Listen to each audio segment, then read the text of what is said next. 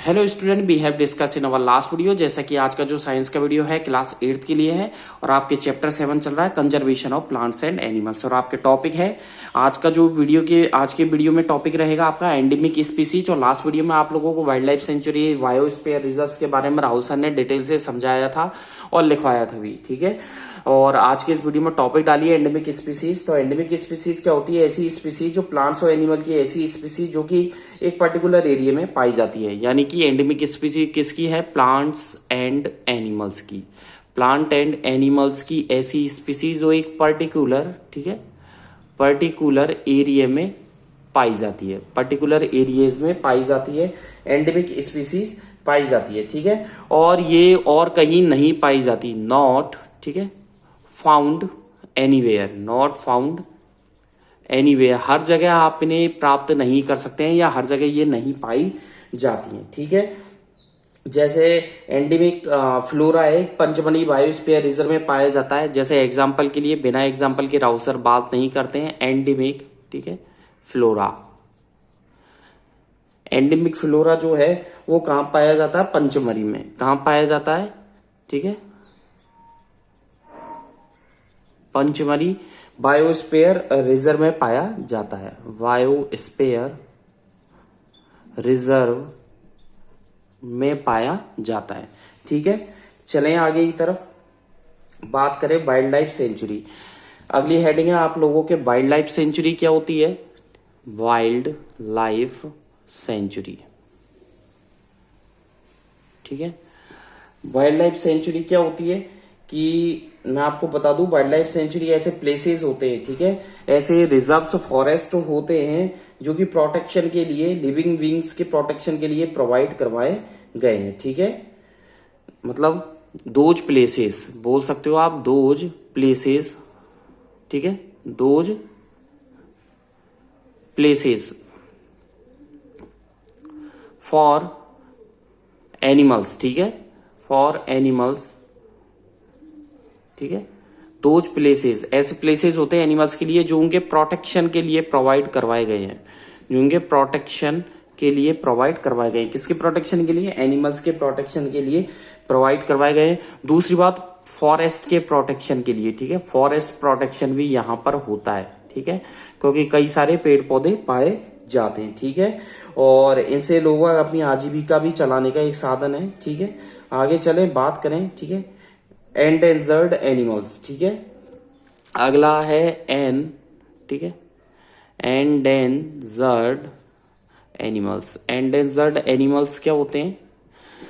Endangered animals ऐसे numbers of animals होते हैं जो कि एक्सटिंक्शन में होते हैं, यानी कि एनिमल्स, ठीक है, जो कि डिमिनिश हो रहे हैं, एक लेवल के बाद धीरे धीरे खत्म होते जा रहे हैं, ठीक है। एनिमल्स ऐसे जानवर्स होते हैं जो कि एक लेवल होता है उनका, कि इस लेवल के नीचे वो जाएंगे तो खत्म हो जाएंगे। जैसे एक पर्टिकुलर लेवल बना दिया, ठीक है, कि एक 80% है, 80% से नीचे जाने पर, या 20% है, 20% से नीचे जाने पर उनका बचना नामुमकिन है। तो बात वही है, एंडेंजर्ड एनिमल्स क्या होते हैं? ऐसे एनिमल्स होते हैं जिनका एक पर्टिकुलर लेवल जो होता है, यानी कि number of diminishing, number of diminishing, DIMINISHING, diminishing, ठीक है, नंबर ऑफ डिमिनिशिंग, ठीक है, टू ए लेवल, एक लेवल से नीचे जाने पर वो डिमिनिश हो जाएंगे, ठीक है। और उन्हें माइट, ठीक है, उन्हें क्या फेस करना पड़ेगा? फेस एक्सटिंक्शन, ठीक है, क्या फेस करना पड़ेगा? एक्सटिंक्शन फेस करना पड़ेगा। मतलब नीचे चले जाएंगे तो वो खत्म भी हो सकते हैं, ठीक है। चलें आगे, तो यहां तक ये होता है। इसके बाद बात करते हैं रेड डाटा बुक की। चलिए जी, आगे चलते हैं, बात करते हैं रेड डाटा बुक। तो रेड डाटा बुक जैसे भी आप भी जानते हैं, ठीक है, रेड डाटा जो बुक होती है एक ऐसी बुक है जिसमें क्या है, जो स्पीसीज है उन स्पीसीज को क्या रखा गया है? सुरक्षित, मतलब उसमें उनके डाटा को रखा गया है, ठीक है। रेड डाटा बुक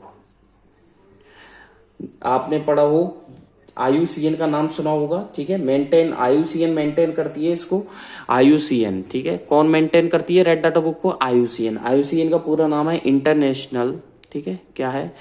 इंटरनेशनल, ठीक है, यूनियन, क्या लिखा? इंटरनेशनल यूनियन फॉर कंजर्वेशन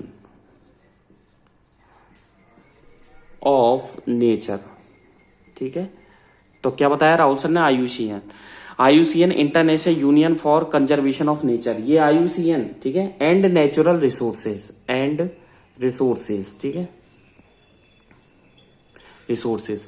और IUCN किसको मेंटेन करती है? रेड डाटा बुक को। किसको मेंटेन करती है? रेड डाटा बुक को। और इस बुक के अंदर क्या है? रिकॉर्ड ऑफ एनिमल्स है, ठीक है, ए रिकॉर्ड, ठीक है।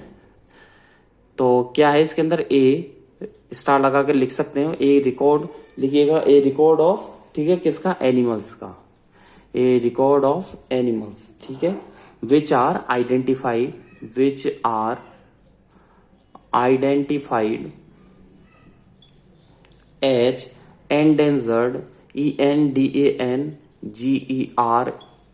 एंडेंजर्ड स्पीसीज, ठीक है, which are identify as endangered species और एनिमल्स, और एनिमल्स, ठीक है, which are on the verge, VERGE, verge of extinction, ठीक है, जो खतरे में है, ठीक है।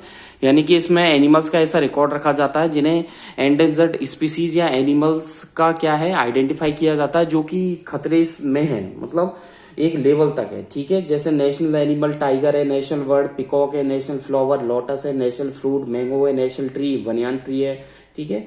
आगे चले, ठीक है, रिफॉरेस्टेशन की बात करते हैं कि रिफॉरेस्टेशन क्या होता है, ठीक है। रिफॉरेस्टेशन, रिफॉरेस्टेशन का मतलब होता है हमें ज्यादा ज्यादा, मोर एंड मोर प्लांटेशन करना चाहिए, ज्यादा ज्यादा आपको क्या लगाना चाहिए, ठीक है, पेड़ लगाने चाहिए। इससे क्या होगा? स्पीसीज को हम आने वाले फ्यूचर में बचा सकते हैं, ठीक है। यानी कि प्लांटेशन, इसका मतलब क्या है? प्लांटेशन ऑफ ट्रीज, ठीक है, मोर एंड मोर ट्रीज, ज्यादा ज्यादा हमें ट्रीज का प्लांटेशन करना चाहिए, जिससे क्या है? रेनफॉल भी अच्छी होगी, ठीक है, टेम्परेचर मेंटेन रहेगा, ठीक है। थर्ड क्या है? एनिमल्स प्रोटेक्शन होगा। एनिमल्स प्रोटेक्शन कैसे होगा? उन्हें खाने पीने के लिए मिलता रहेगा time to time, animals protections, ठीक है। तो रिफॉरेस्टेशन से कई सारे फायदे हैं। तो आज की इस वीडियो में ये जो चैप्टर 7 है आप लोगों के कंप्लीट होता है। इसके क्वेश्चन आंसर की जो PDF फाइल है आप लोगों के व्हाट्सएप नंबर पे सेंड कर दी जाएगी, ठीक है। तो चैप्टर 7 कंप्लीट होता है। बढ़ते हैं चैप्टर 8 की तरफ, बढ़ते हैं चैप्टर 8 और इधर डाल देते हैं सेल्स, ठीक है। और सेल का क्या पढ़ेंगे हम? स्ट्रक्चर एंड फंक्शन, ठीक है, स्ट्रक्चर एंड फंक्शन, ठीक है। चैप्टर 8 सेल्स में हम पढ़ेंगे स्ट्रक्चर एंड फंक्शन। सबसे पहले बात करते हैं, मैं आपको बता दूं सेल्स क्या होता है। आप जैसे कि आप लोगों को भी पता है हमारे शरीर की जो बेसिक यूनिट होती है, ठीक है, यानी कि the basic unit of body, body की जो बेसिक यूनिट क्या होती है? शेल होती है, ठीक है, क्या होती है? शेल होती है। और नॉलेज के लिए बता दूं, इसमें जब स्मॉल स्मॉल टिनी यूनिट्स मिलकर के क्या बनाती है? शेल्स बनाती है। क्या बनाती है? स्मॉल, ठीक है, स्मॉल यूनिट्स आपस में मिलकर के क्या बनाती है? शेल्स बनाती है। और शेल्स मिलकर क्या बनता है? टिश्यू बनता है। क्या बनता है? टिश्यूज बनते हैं। वन टाइप ऑफ टिश्यू मिलकर के क्या बनाते हैं? ऑर्गन्स बनाते हैं। क्या बनाते हैं? ऑर्गन्स बनाते हैं। ऑर्गन्स मिलकर के क्या बनता है? ऑर्गेनिज्म बनता है। क्या बनता है? ऑर्गेनिज्म, ठीक है। यानी कि ऑर्गेनिज्म का मतलब है बॉडी, ठीक है। क्या बन गया? बॉडी बन गई, ठीक है। तो यानी कि स्मॉल स्मॉल टिनी यूनिट्स मिलकर के शेल्स बनाती है, शेल्स मिलकर टिश्यू बनता है, टिश्यू से मिलकर ऑर्गन्स बनते हैं और ऑर्गन से मिलकर ऑर्गेनिज्म बनता है। तो जो शेल्स होती है वो क्या होती है? एक तरीके की हमारे शरीर का क्या है? बिल्डिंग ब्लॉक्स है। क्या है ये? हमारे शरीर के क्या है? बिल्डिंग ब्लॉक्स है, ठीक है। जैसे एक मकान की जो बेसिक होता है उसकी नींव होती है, ईंट होता है, ऐसे ही शेल्स को क्या बताया गया है? ब्रिक्स बताया गया है। हमारे शरीर की क्या बताया गया है? ब्रिक्स बताया गया, ठीक है। सेल की जो डिस्कवरी की थी, ठीक है, चलते हैं डिस्कवरी पर, इसकी डिस्कवरी पर चलते हैं, बात करते हैं। सेल की जो डिस्कवरी की थी वो 1665 में की थी, और किसने की थी? रॉबर्ट हुक ने, ठीक है, किसने की थी? रॉबर्ट हुक ने, ठीक है। सेल की डिस्कवरी की थी 1665 में, रॉबर्ट हुक ने की थी इसकी। और जो शेल्स होती है, मैं आप लोगों को माइक्रोस्कोप की हेल्प से, ठीक है, इसमें कई सारे स्लाइसेज ऑफ कॉर्क होती हैं, ठीक है। इसके अंदर क्या होती है? शेल्स के अंदर स्लाइसेज होती हैं। किसकी स्लाइसेज होती हैं? कॉर्क की, ठीक है। जैसे कॉर्क होता है, मैं आपको डायग्राम बना करके भी बता रहा हूँ, जैसे थर्माकोल की स्लाइसेज होती है, थर्माकोल में आपने देखी हो, इसी तरीके से इसमें भी कई सारी स्लाइसेज होती हैं, इस तरीके की स्लाइसेज होती हैं, ठीक है। तो इस तरीके से रॉबर्ट हुक ने पता लगाया था, किसकी हेल्प से? माइक्रोस्कोप की हेल्प से, ठीक है, पता लगाया था माइक्रोस्कोप की हेल्प से कि कई सारी, जैसे थर्माकोल्स में कई सारी शीट से मिलकर बना होता है, ऐसे ही क्या होता है, जो शेल्स होती है वो बेसिक जो यूनिट्स होती है वो मिलकर बनी होती है कई सारी स्लाइसेस से। तो इस तरीके से रॉबर्ट हुक ने पता किया था, ठीक है। बात करते हैं, आगे चलते हैं, ठीक है।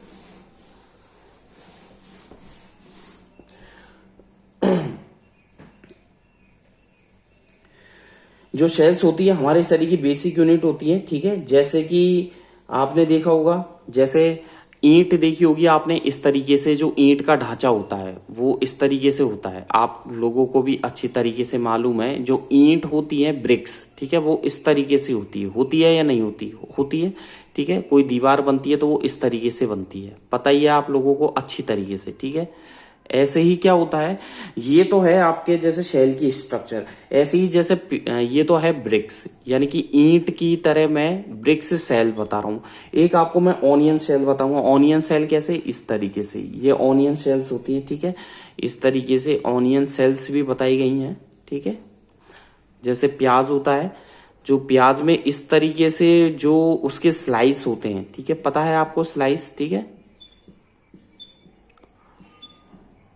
ठीक है। इस तरीके से स्लाइस होते हैं प्याज के अंदर। तो ये कौन सी है? ये ऑनियन सेल्स है। कौन सी सेल्स है? ये ऑनियन सेल्स है। आगे बात करें, ठीक है। एक होता है मल्टी सेलुलर, जो कि कई सारी सेल से मिलकर बना होता है। एक होता है यूनिसेलुलर, जो एक ही तरीके की सेल से मिलकर बना होता है। सेल के जो टाइप है, ठीक है, चलते हैं नंबर ऑफ सेल्स पे। मल्टी सेलुलर, ठीक है, मल्टी सेलुलर, ठीक है, मल्टी सेलुलर होता है। एक होता है यूनिसेलुलर, ठीक है।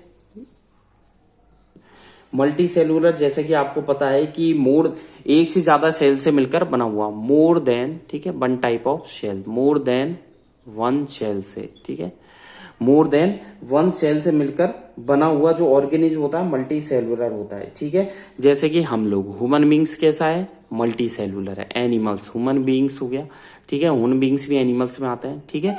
तो ये one type, more than one cell से मिलकर बने हुए होते हैं। जबकि यूनिसेलुलर, ठीक है, वन टाइप ऑफ शेल से मिलकर बने हुए होते हैं, वन टाइप ऑफ शेल्स, ठीक है, एक ही तरीके की शेल से मिलकर बने हुए होते हैं, ठीक है। जैसे अमीबा, पैरामीशियम, ठीक है। एग्जाम्पल क्या है? यूनिसेलुलर। मल्टी सेलुलर का एग्जाम्पल तो गया ह्यूमन बींग्स, और यूनिसेलुलर का हो गया अमीबा। क्या हो गया? अमीबा हो गया, कॉमा पैरामीशियम, ठीक है, पैरामीशियम, ठीक है। चलें आगे की तरफ बात करें, ठीक है। अब आपको शेल की जो स्ट्रक्चर है, मैं शेल की स्ट्रक्चर बता देता हूं कि शेल कितनी कितनी टाइप की होती है। शेल जो होती है वो राउंड शेप भी होती है, ठीक है, एनक्लोटेड भी होती है, लॉन्ग ब्रांच टाइप में भी होती है, ठीक है। आगे चलें, शेल की शेप, ठीक है, हेडिंग डालें shape of shells, shape of shells. Shells की जो शेप होती है, ठीक है, शेल्स जो होता है वो उसमें कई तरीके की स्ट्रक्चर होती है, ठीक है। देखे जाए तो लॉन्ग टेट, ठीक है, लॉन्ग ब्रांच्ड टाइप शेप होती है इसकी, लॉन्ग ब्रांच्ड टाइप होती है। एंग्लोटेड भी इसकी स्ट्रक्चर होती है, एंग्लोटेड शेल्स भी होती है। राउंड शेप भी होती है, ठीक है, राउंड शेप भी इसकी स्ट्रक्चर होती है।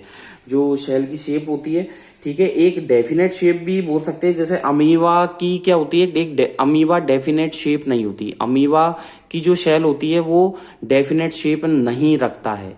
अमीबा की शेल की जो शेप होती है ना, वो डेफिनेट नहीं होती है, डेफिनेट, नो डेफिनेट शेप, ठीक है, नो डेफिनेट शेप, ठीक है, ऑफ शेल्स, ठीक है। अमीबा की जो शेल होती है उसकी कोई डेफिनेट शेप नहीं होती है, ठीक है।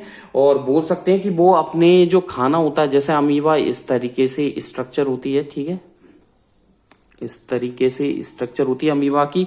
और अमीबा जो है वो अपने स्यूडोपोडिया के थ्रू खाने को पकड़ता है, इस तरीके से वो एंटर करता है, तो इन्हें बोलते हैं स्यूडोपोडिया। क्या बोलते हैं इन्हें? स्यूडोपोडिया। और इन्हीं के थ्रू वो अमीबा जो है अपने खाने को कैप्चर करता है, ठीक है। स्यूडोपोडिया के थ्रू वो खाने को कैप्चर करता है। तो अमीबा की जो शेल की शेप है कोई डेफिनेट शेप नहीं होती। शेल की शेप में लेके चलते हैं। जो जनरली जो शेल्स होती है वो कैसी होती है? स्पेरिकल होती है। कैसी होती है? स्पेरिकल बोल सकते हो आप। जनरली जो शेल की शेप होती है वो स्पेरिकल होती है, ठीक है, और राउंड शेप होती है और लॉन्ग ब्रांच्ड होती है, एंग्लोटेड होती है, ठीक है। चलें आगे।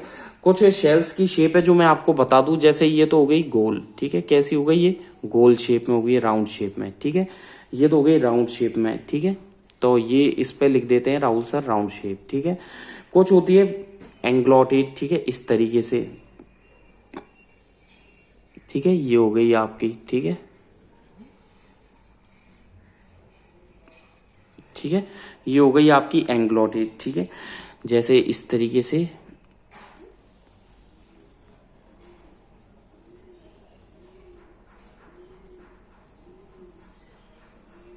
ठीक है। ये हो गई आप लोगों के स्पिंडल, ठीक है। ये कैसी स्ट्रक्चर होगी? इसकी स्पिंडल स्ट्रक्चर होगी, ठीक है। और ये स्पिंडल स्ट्रक्चर होगी, ये राउंड शेप हो गई। एक ब्रांच्ड टाइप शेप होती है, कैसे? वो इस तरीके से, ठीक है, ये ब्रांच्ड टाइप शेप हो जाएगी, ठीक है। और इस तरीके से गैप्स होते हैं इसमें, ठीक है, इस तरीके से देख लीजिएगा, इस तरीके के गैप्स होते हैं। नीचे भी ब्रांच्ड टाइप स्ट्रक्चर हो जाएगी इसकी, ठीक है, इस तरीके से देख लीजिएगा, ब्रांच्ड टाइप स्ट्रक्चर हो जाएगी। ऊपर की तरफ बात करें तो वो इस तरीके से फैली हुई रहती है, ठीक है, इस तरीके से, ठीक है, इस तरीके से फैली हुई रहती है, ठीक है। तो इस तरीके से स्ट्रक्चर होगी, फैली हुई होगी, ठीक है। आगे समझ में? चलें आगे की तरफ। ये ब्रांच्ड टाइप है, ये कैसी हो गई? ब्रांच्ड, BRANCHD, ब्रांच टाइप, ठीक है। चलिए जी आगे की तरफ बात करें, ठीक है। शेप के बाद चलते हैं नेक्स्ट टॉपिक पर, ठीक है। तो शेल की शेप हो गई, ठीक है, राउंड शेप होती, ब्रांच हो गई, ग्लोटेड हो गई, ठीक है।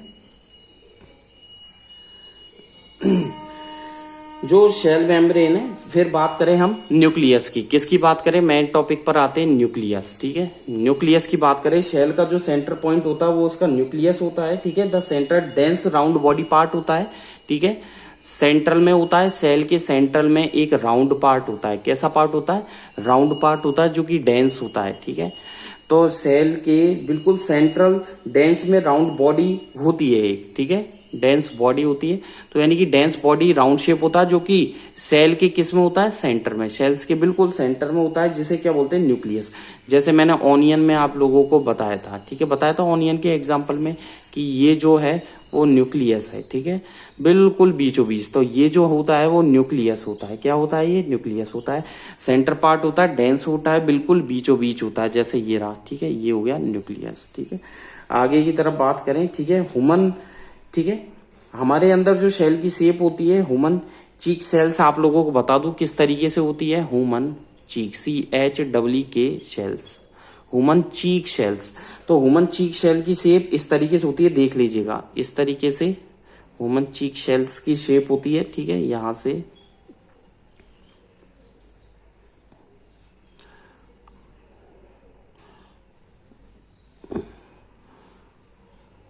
ठीक है, इस तरीके से शेल का शेप चलेगा, ठीक है, ओके।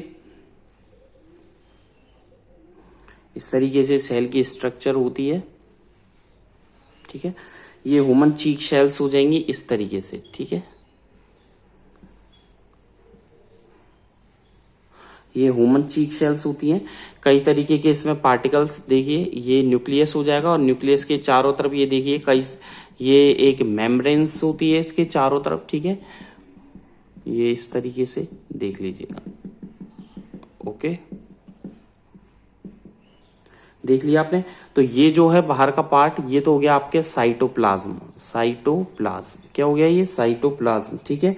ये जो हो गया, ठीक है, ये हो गया आपके न्यूक्लियस। क्या हो गया, ये न्यूक्लियस, ओके, ठीक है। और जो बाहर की तरफ है ये हो गया आपके शेल मेम्ब्रेन। क्या हो गई, ये शेल मेम्ब्रेन, ठीक है। और ये जो ऊपर की तरफ प्रोटेक्शन लग रहा है, ये तो अंदर न्यूक्लियस है, ऊपर की तरफ है nucleus membrane. Nucleus membrane, okay. तो न्यूक्लियस मेम्ब्रेन होगी, शेल मेम्ब्रेन होगी, ठीक है। न्यूक्लियस हो गया अंदर ही अंदर, साइटोप्लाज्म हो गया ऊपर, ठीक है। ये जो है भरा हुआ है साइटोप्लाज्म, ठीक है। और ये सेल मेम्ब्रेन हो गई और ये न्यूक्लियस मेम्ब्रेन हो गई। बात करें साइटोप्लाज्म की, ठीक है। न्यूक्लियस मैंने आपको बता ही दिया है। साइटोप्लाज्म की बात करें, ठीक है, चलते हैं नेक्स्ट टॉपिक पर, साइटोप्लाज्म, ठीक है। हेडिंग डालिए साइटोप्लाज्म। एक जेली लाइक स्ट्रक्चर होता है जो कि पूरी सेल मेम्ब्रेन और न्यूक्लियस के बीच में भरा हुआ होता है, ठीक है। ये होता है जेली लाइक, ठीक है। कैसा होता है, जेली लाइक एक सब्सटेंस होता है, ठीक है। जेली लाइक एक सब्सटेंस होता है जो कि किसके बीच में भरा हुआ, बिटवीन न्यूक्लियस, ठीक है, बिटवीन न्यूक्लियस एंड, ठीक है, शेल मेम्ब्रेन, ठीक है, ओके। शेल मेम्ब्रेन और न्यूक्लियस के बीच में भरा हुआ एक जेली लाइक सब्सटेंस होता है जिसे साइटोप्लाज्म बोला जाता है। और इसमें कई सारे ऑर्गेनेलीज होते हैं, ऑर्गेनेलीज, ठीक है।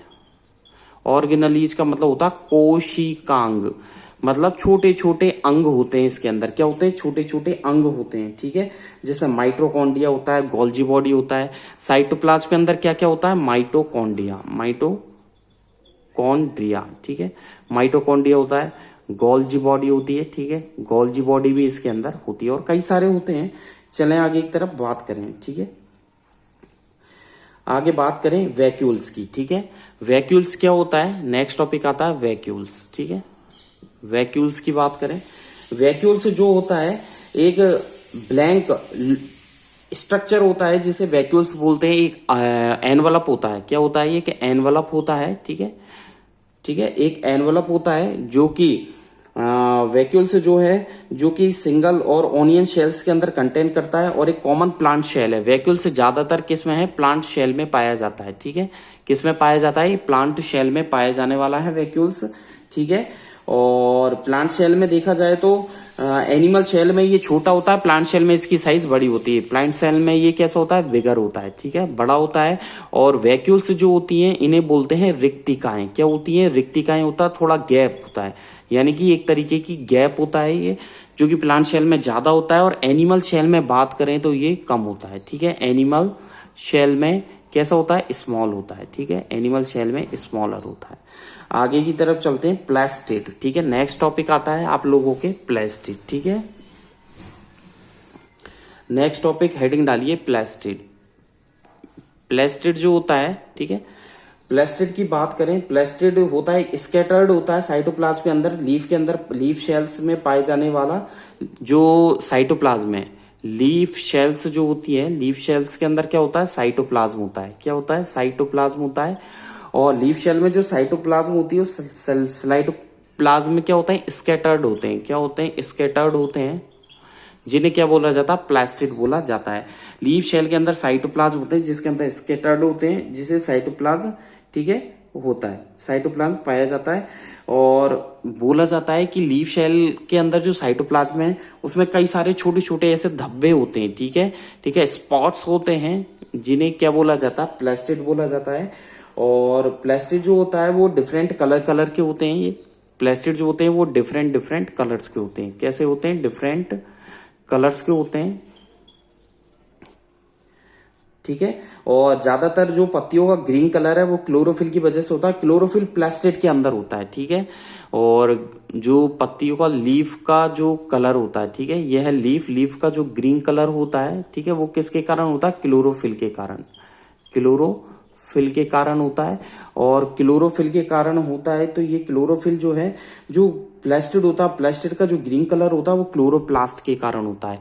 और ये प्लास्टिड होता है, इस प्लास्टिड का जो ग्रीन कलर होता है, कैसा कलर, प्लास्टिड का कैसा कलर होता है, ग्रीन कलर, किसके कारण, क्लोरोप्लास्ट के कारण। किसके कारण होता है? क्लोरोप्लास्ट के कारण होता है। तो पत्तियों का जो ग्रीन कलर है वो क्लोरोफिल के कारण, लेकिन प्लास्टिक का जो ग्रीन कलर है वो क्लोरोप्लास्ट के कारण होता है। और इसी के कारण, इसी प्लास्टिक के ग्रीन कलर के कारण पत्तियों का कलर कैसा रहता है? ग्रीन रहता है। ठीक है, बात करें आगे एनिमल शेल और प्लांट शेल, मैं आप लोगों को बना करके बता रहा हूं। ठीक है, तो मैं आप लोगों को बताऊंगा डायग्राम, ठीक है, of plant and animal cell. ठीक है, प्लांट एंड एनिमल शेल के आप लोगों को डायग्राम बना करके राहुल सर बताएंगे। ठीक है, तो प्लांट शेल जो होता है, मैं आप लोगों को बता दूं, प्लांट शेल जो होता है वो इस तरीके से कंटेन करता है।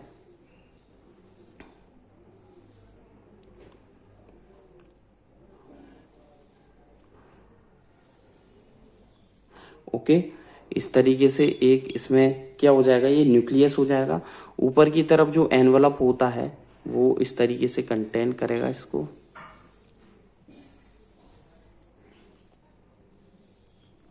डबल मेम्ब्रेन इसके ऊपर होती है। आज की वीडियो में बस इतना ही हो पाएगा। नेक्स्ट वीडियो में आप लोगों को डायग्राम के साथ राहुल सर बताएंगे। ठीक है, डायग्राम के साथ आप लोगों को राहुल सर डिटेल से समझाएंगे। ओके, आज की वीडियो में बस इतना ही। Thank you, bye bye. घर पे रहें, सुरक्षित रहें, साइंस को पढ़ते रहें। कोई भी डाउट है राहुल सर से पूछते रहें। Thank you, bye bye.